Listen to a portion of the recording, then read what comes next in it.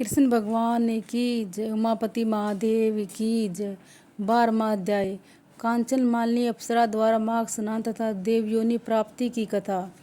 श्री दत्तात्रेय जी ने कहा, हे दिव्य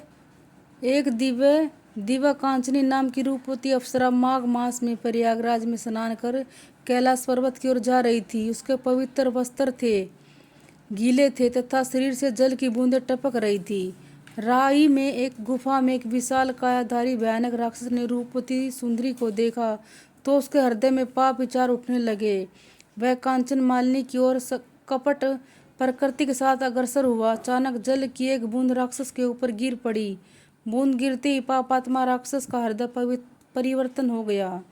पापी हृदय राक्षस कांचन मालिनी के चरणों में गिर पड़ा और बोला, हे देवी, मुझे क्षमा करो, मैं महापापी हूँ। मेरे हृदय में आपके प्रति बुरे विचार उभरे, अब आप उसे क्षमा करो तथा अपना परिचय भी दो। कांचन मालिनी अपना परिचय देते हुए बोली, मैं प्रयागराज में संगम में माघ स्नान किया, अति पवित्र माघ स्नान करके आ रही हूँ।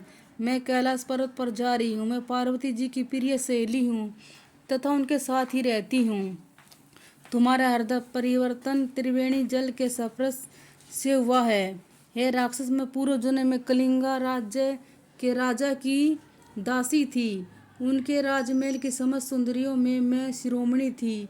मैंने अपने आप आचरण से अनेक प्रतिष्ठित संपन्न व्यक्तियों को निर्धन तथा बर्बाद कर दिया था। मैं धीरे धीरे वृद्धावस्था की ओर अग्रसर होने लगी।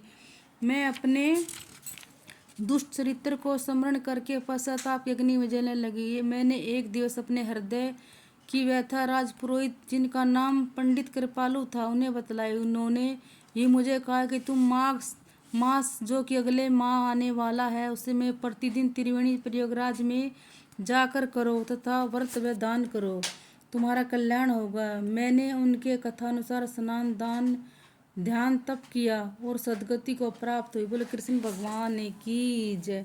12वां अध्याय समाप्त। उमापति महादेव की जय।